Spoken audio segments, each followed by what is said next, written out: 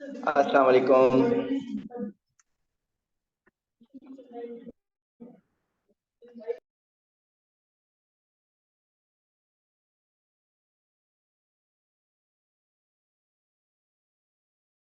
वालेकुम अस्सलाम sir.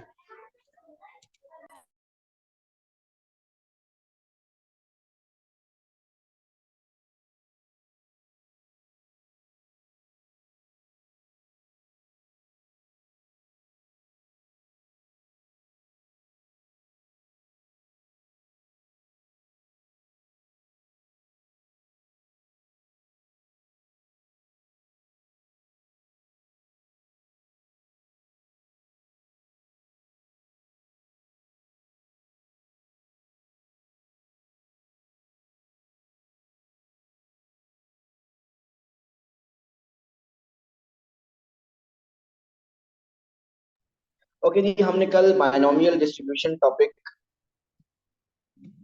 Start किया था और काफी हद तक उसको कर भी लिया था।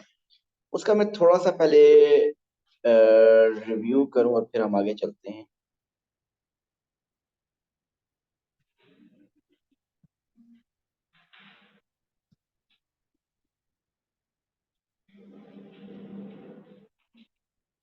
बायनोमियल डिस्ट्रीब्यूशन के लिए कंडीशंस क्या हैं कि इवेंट्स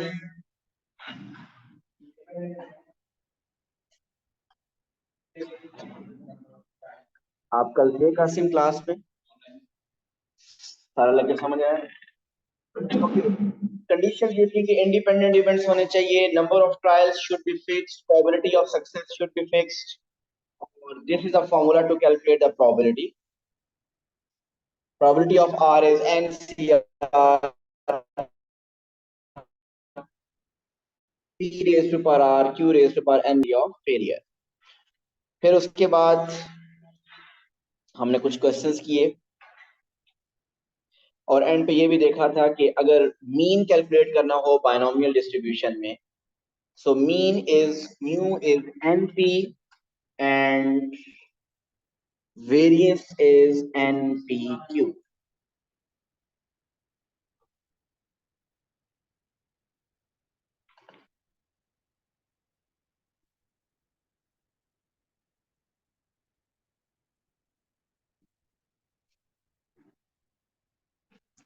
ठीक हो गया? अब हम कुछ पास पेपर से क्वेश्चंस करते हैं।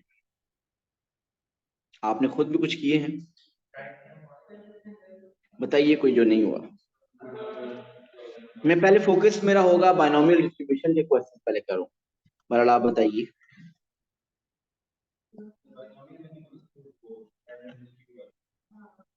ओके, उसको भी डिस्कस करेंगे। बायनोमियल की थोड़ी सी प्रैक्टिस पहले मैं आज करूँ, वो भी बीच में आ जाएगा, कोई प्रॉब्लम नहीं, सब ठीक। पहले 10 में कोई problem.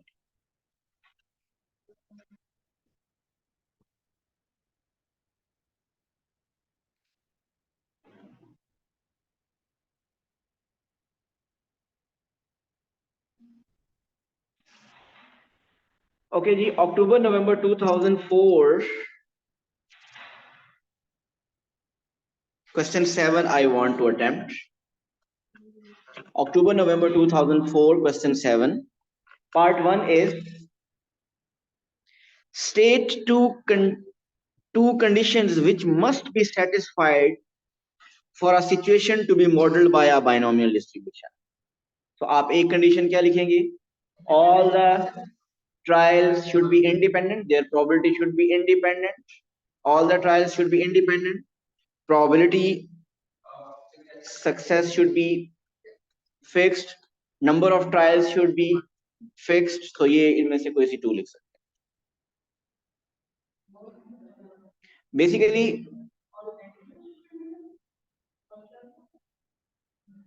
all the trials be independent,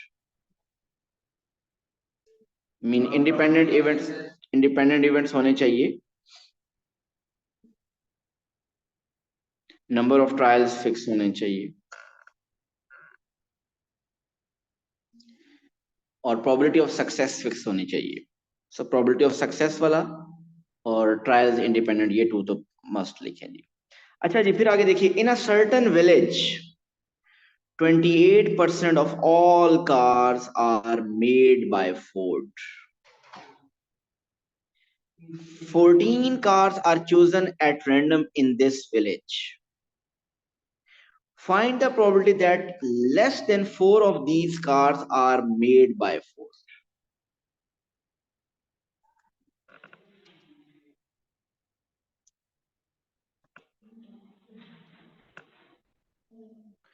ji total total total cars कितनी हैं 14 एंड कितने हैं 14 हमने प्रोबेबिलिटी ऑफ सक्सेस क्या है कि वो फोर्ड कंपनी की 28% 0.28 failure is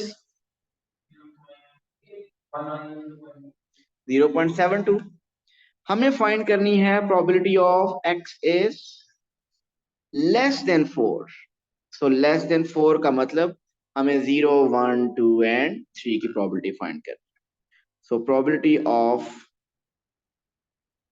x is equal to 0 plus probability of x is equal to 1 plus probability of x is equal to 2 plus probability of x is equal to 3.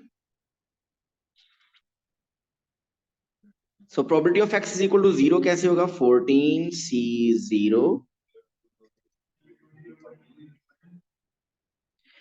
14c0 probability of success power 0 failure power 14.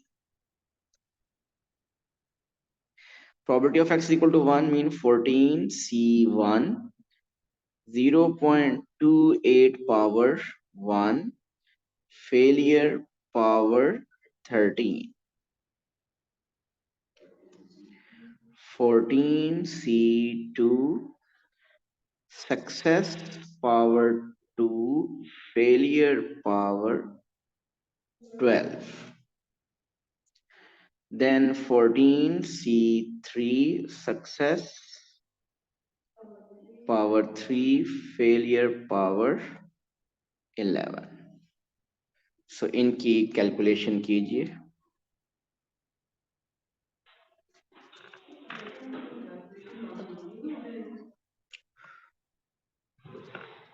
Four marks 4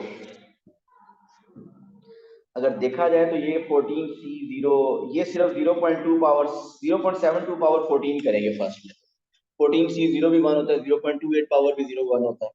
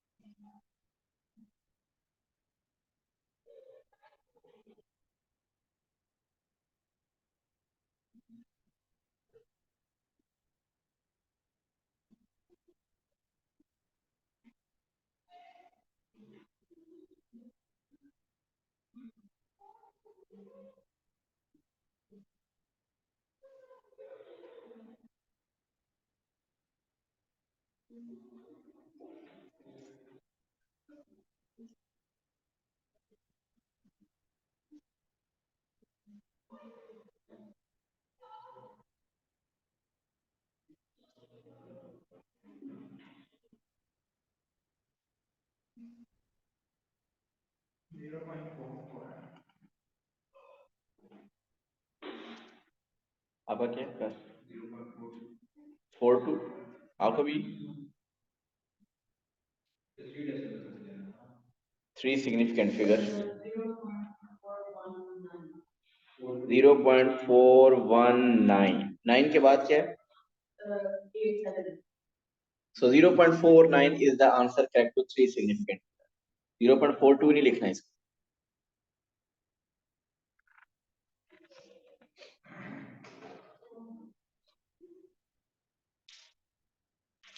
ठीक हो गया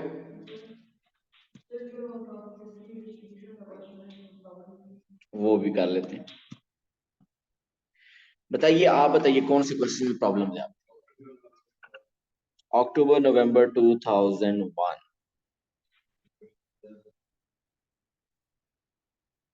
question 7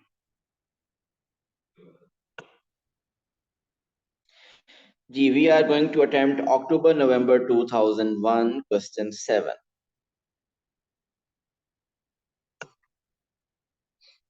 A bag contains 7 orange balls and 3 blue balls. 4 balls are selected at random from the bag without replacement. Without replacement.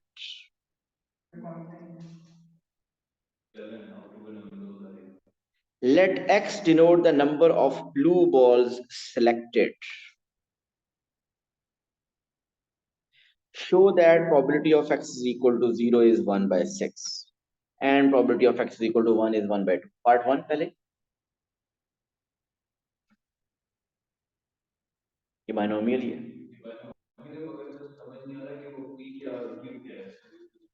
जी देखते हैं।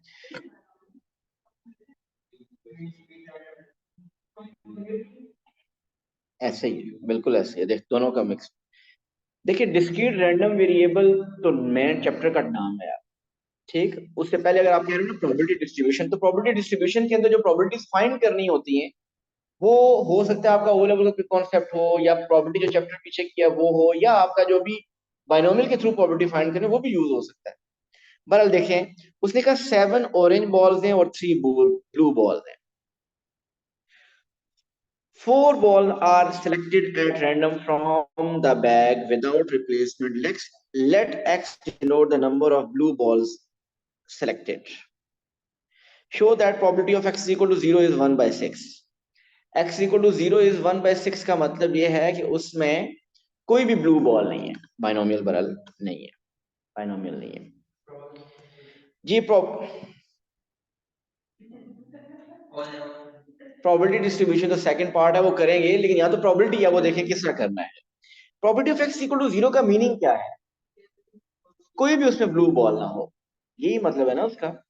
तो कोई भी blue ball ना हो इसका मतलब सब बॉल्स क्या हूं? ऑरेंज हूं। मीन फर्स्ट भी कितने, फर्स्ट भी ऑरेंज, सेकंड भी ऑरेंज, थर्ड भी ऑरेंज और फोर्थ भी ऑरेंज। आप बताइए फर्स्ट ऑरेंज की probability,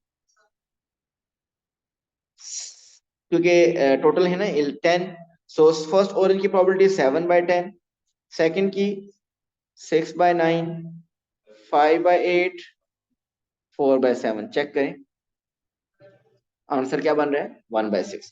so probability of X is equal to 0 बन रहा है 1/6।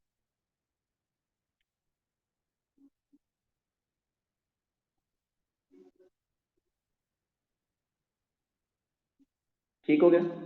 अब करना है probability of X is equal to 1। Probability of X is equal to 1 का क्या मीनिंग है कि उसमें 1 ब्लू बॉल हो, 1 ब्लू बॉल। सो मैं ऐसा करता हूं, 1 ब्लू बॉल, एक ब्लू बाकी सब orange. First blue then orange, orange orange, first orange second blue, ऐसे भी हो सकता है, थर्ड ब्लू हो सकता है। लेकिन पहले इसकी प्रोबेबिलिटी फाइंड करते हैं। ब्लू की प्रोबेबिलिटी क्या है? 3/10, ऑरेंज की 7/9, 6/8, 5/7। और ये सब आपस में स्विच भी हो सकते हैं, mean into 4 factorial. Orange orange orange आपस में शफल होने से फर्क नहीं पड़ेगा, डिवाइड बाय 3 फैक्टोरियल। तो टाइम 4 ही बेसिकली बनेगा। डायरेक्ट 4 लिखें अगर आपको बात समझ आ रही है, डायरेक्ट 4 भी ठीक है, क्योंकि 4 ऐसी पॉसिबिलिटीज हैं। वो 4 क्या है? पहली पॉसिबिलिटी में फर्स्ट ब्लू, फिर सेकंड ब्लू, फिर थर्ड ब्लू, फिर फोर्थ ब्लू। इसका आंसर चेक करें, 0.5 मीन 1/2। ब्लू ब्लू 3 है ना, सो 3/10। अगर हमें कैसे पता चलेगा कि मतलब ये बाइनोमियल नहीं होगा, क्योंकि ये मैं इससे कोई तरीके से मुझे लगा बाइनोमियल नहीं होगा। बाइनोमियल इसलिए नहीं है कि प्रोबेबिलिटी ऑफ सक्सेस सेम नहीं है।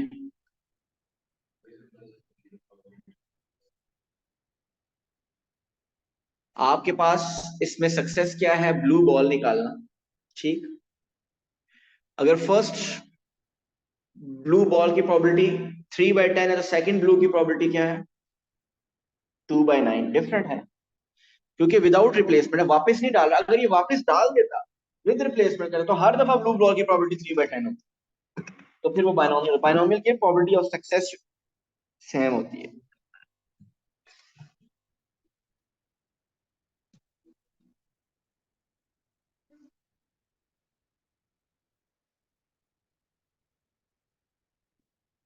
जी ठीक हो गया। अब सेकंड पार्ट है construct the table to show the probability distribution of x.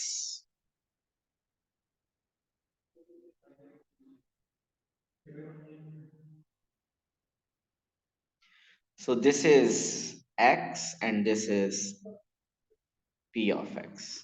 पहले आप वेरिएबल x डिसाइड कीजिए क्या है। नंबर ऑफ ब्लू बॉल्स, ऐसा पॉसिबल है कि 0 ब्लू हो, 1 भी ब्लू हो सकती है, 2 ब्लू भी हो सकती हैं और 3 ब्लू भी हो सकती हैं। 0 1 2 3 4 ब्लू हो सकती हैं। वो क्यों? क्योंकि ब्लू बॉल्स हैं ही टोटल 3, 4 हो ही नहीं सकती। तो प्रोबेबिलिटी ऑफ 0 ऑलरेडी हम कर चुके हैं और वो क्या है 1/6। 1 भी हम कर चुके हैं विच इज 1/2। आपने 2 और 3 की प्रोबेबिलिटी फाइंड करनी है। तो 2 की प्रोबेबिलिटी फाइंड करते हैं। 2 का मतलब ये है कि 2 ब्लू हूं और 2 ऑरेंज, और ये आपस में शिफ्ट भी हो सकते हैं। सो 2 blue mean 3/10 into 2/9, 7/8 into 6/7 into 4 factorial divided by 2 factorial 2 factorial, क्योंकि ये आपस में चारों स्विच हो सकते हैं। ब्लू ब्लू आपस में स्विच होगा, फर्क नहीं पड़ेगा, divide by 2 factorial. Orange orange आपस में शिफ्ट होगा, फर्क नहीं पड़ेगा, डिवाइड बाय 2 फैक्टोरियल। 3/10।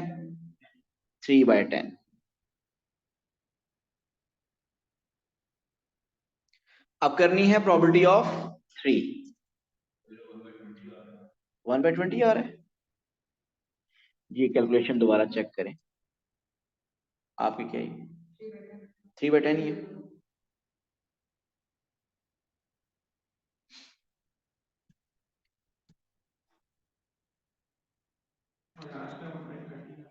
अच्छा, ये लास्ट वाली प्रोबेबिलिटी आप डायरेक्ट भी लिख सकते हैं। कैसे डायरेक्ट लिख सकते हैं?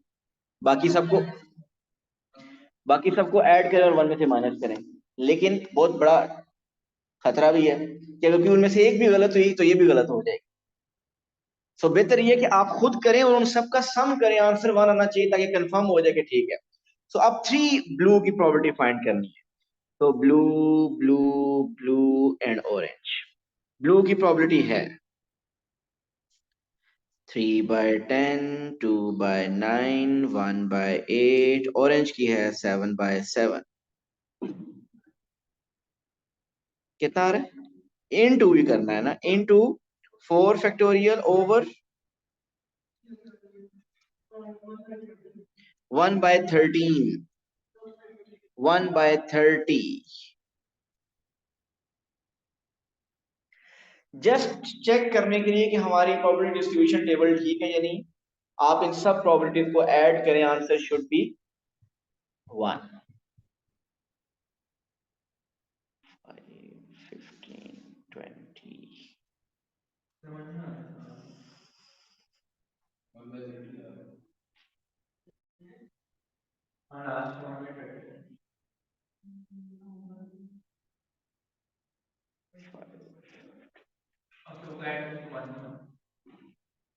हाँ जी ठीक आ रहा है, 30/31 आ रहा है। So that's correct.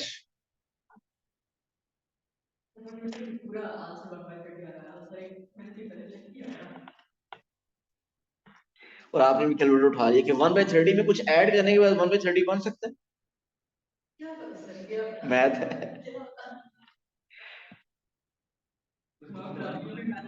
Sorry, mean check करते हैं ना, 1 आ रहा है, आ सकता है। फिर जी इसका मीन करना। मीन कैसे कैलकुलेट करें? जब प्रोबेबिलिटी डिस्ट्रीब्यूशन टेबल हो आपके पास तो फिर मीन का फॉर्मूला क्या होता है? Summation X P. So X और पी को मल्टीप्लाई करें, एक्स और पी को मल्टीप्लाई करें 0, फिर 1 multiply by 1/2 is 1/2, 2 multiply by 3/10 is 6/10, 3/30। So ये ऐड करने से what are we getting? 1/2, 1। So mean is 1.2। और फिर अगर वेरिएंस कैलकुलेट करना है तो variance is summation x square p minus expected value of x का स्क्वायर, ऐसे ही है। अब summation x square p mean मेंटी अगर करना है, अगर टेबल में नहीं ये शो करना चाह रहे हो वैसी, तो हर x वैल्यू का स्क्वायर लें, हर x वैल्यू का स्क्वायर लें और p से मल्टीप्लाई करते जाएं। जीरो स्क्वायर तो वो तो जीरो ही बन जाएगा। 1 square 1 into 1/2 is 1/2, 2 square is 4, 4 into 3 is 12/10, 3 square is 9, 9 into 1/30 is 9/30। ये आ जाएगा summation x square P, minus करना है 1.2 का स्क्वायर, तो final answer is exact 0.56। so the variance is 0.56।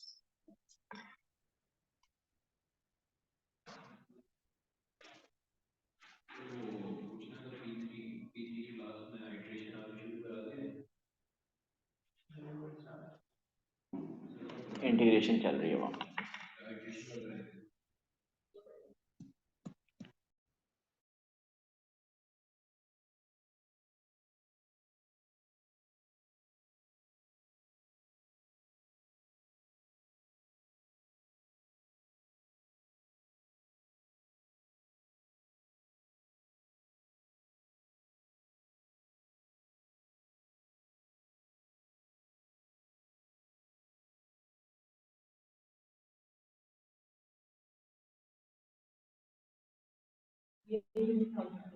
Next is May June 2004।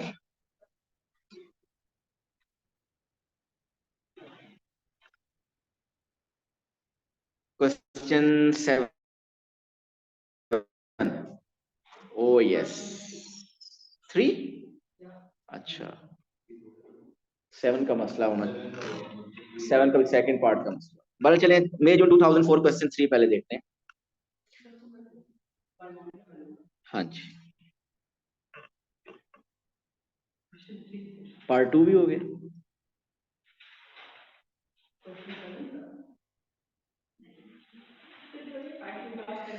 Okay ji, two fair dice, we are doing question 3 of May June 2004।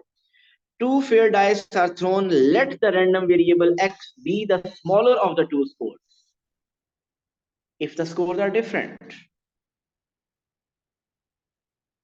or the score on one of the dice if the scores are same। ये समझ आई बात कि अगर दोनों पे score dice पे different हो तो आपका फाइनल स्कोर कौन सा होगा? जो स्मॉल होगा। मीन एक डाइस पे 2 आ गया, दूसरे पे 5, योर स्कोर इज 2। और अगर दोनों पे इक्वल आ गया तो फिर उसका कोई एक किसी एक का स्कोर ले। दोनों पे 3-3 आ गया तो score is 3। Copy and complete the following table. तो इसके लिए कैसे करना था कॉपी कंप्लीट टेबल का?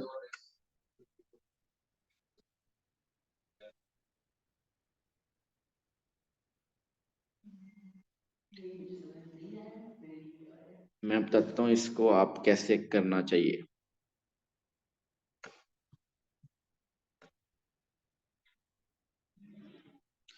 कहीं पे स्पेस नहीं है यार।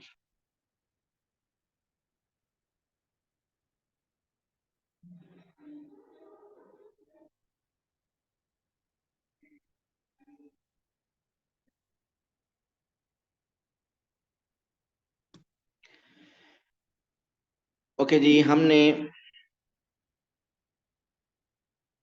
उसने जो टेबल बनाया हुआ पहले मैं वो कॉपी करता हूँ, एक्स और पी ऑफ एक्स। बताइए उसने एक्स में क्या लिखा हुआ है? 1 2 3 4 5 6 और उसकी अब लिखनी है हमने प्रोबेबिलिटी। जी क्वेश्चन समझ आया ना कि प्रोबेबिलिटी वो कैसे, वो स्कोर कैसे कैलकुलेट कर रहा है? स्कोर कैसे कैलकुलेट कर रहा है कासिम, क्या मेथड है उसका?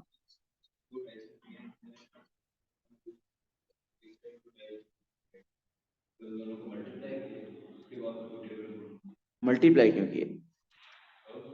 दिखा दें, लेकिन मल्टीप्लाई क्यों किए दिखा दें।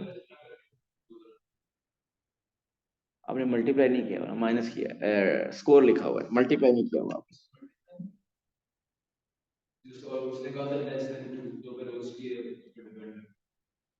आपने यही कुछ किया हुआ है जो मैं भी कर रहा हूँ, लेकिन इसको मल्टीप्लाई तो नहीं कर रहा। इधर लिखा 1 2 3 4 5 6, 1 2 3 4 5 6।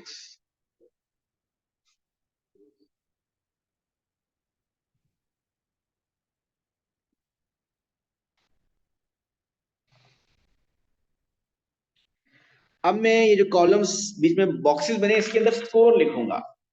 मुझे ये बताइए कि क्या स्कोर होगा अगर डाइस पे एक पे भी 1 आ जाए, दूसरे पे भी 1 आ जाए, स्कोर क्या होगा? 1। अगर एक पे 1 आ जाए, दूसरे पे 2, फिर स्कोर क्या होगा? 1। अगर एक पे 1 दूसरे पे 3, तो 1 की मल्टीप्लाई नहीं करें हम, स्कोर बेसिकली काउंट है। 1 1 1, इधर भी 1 होगा, इधर होगा 2 2 2 2 2, इधर स्कोर होगा 3 3 3,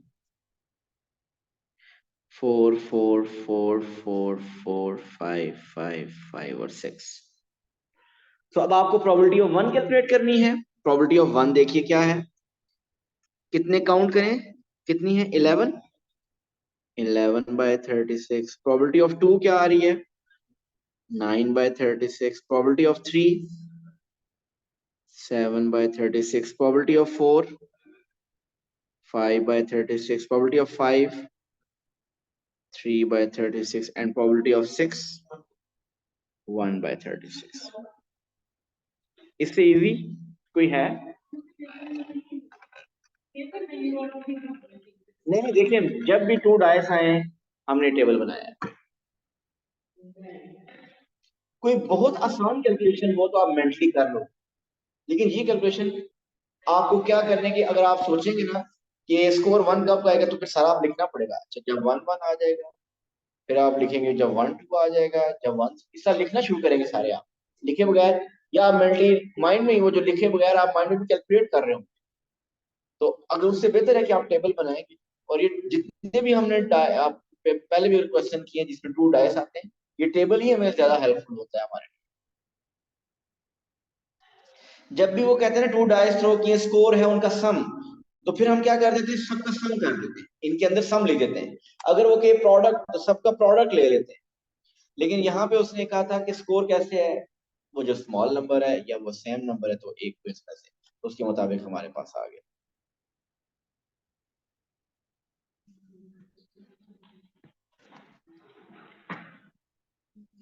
जी और बताइए, उसके अलावा कोई और? लंबा टाइम, उस टाइम कम है उसके लिए।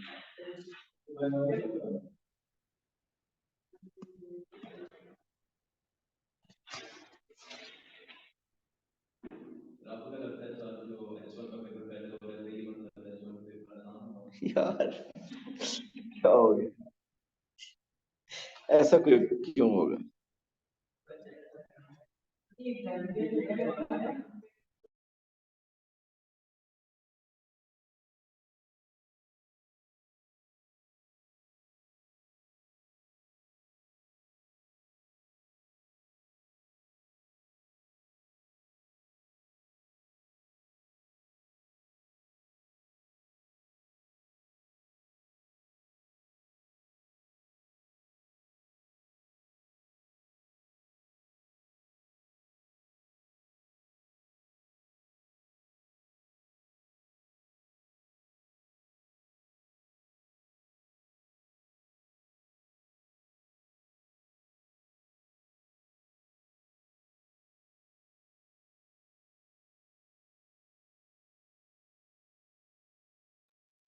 जी प्लीज, रिमेनिंग वर्कशीट अब आपने कंप्लीट करनी है आज, कंप्लीट करनी है, और जो जो प्रॉब्लम्स होंगी हम कल इंशाल्लाह डिस्कस करेंगे।